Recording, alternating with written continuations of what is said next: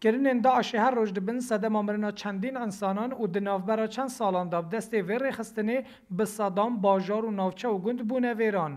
به میلیونان کس بونه پنابر و ریخستن هیجی به دجواری ایرشین خو بردوام دکل سر باجارن عراق، سوریه، روجاوا و باشور کردستانه. کرنین داعش لالیه که حریم ویران دکن لالیه دن ایماجاب مسلمان و اولا اسلام جی خراب دکن.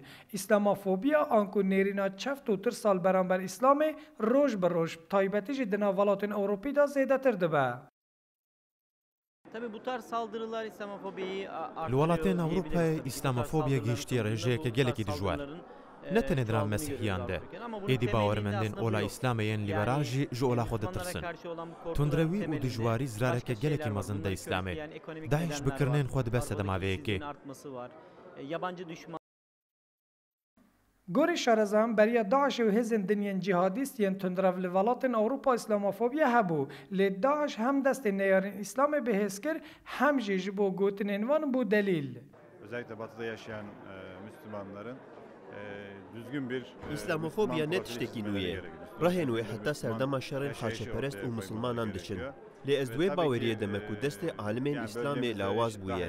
Ji ber ku kirinên Daişê kes nikare bi çi şêweyê şîrove bike. zarar veriyorlar ama bunların aslında çok azınlık olduğunu.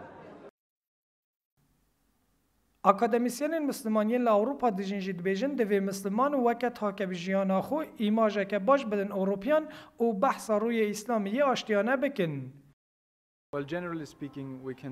نێرینا مەسیحیان و ئۆلێندن لە بەرامبەر ئیسلامێ و مسلمانان نەباشە وانگەلێک سەدەم هەنێک کوژ مسلمانان بترسن لێم دکارن وەکە کەسایەت دژیانە خۆ دەبتێکیلێن خۆیان ڕۆژانە ئیماژە خۆ باش بکەن.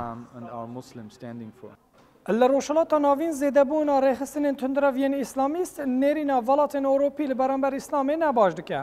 Gelek şirovekar jî dibêjin.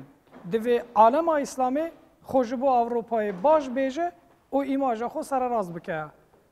Şewket Herkî, Rûda û Enqere.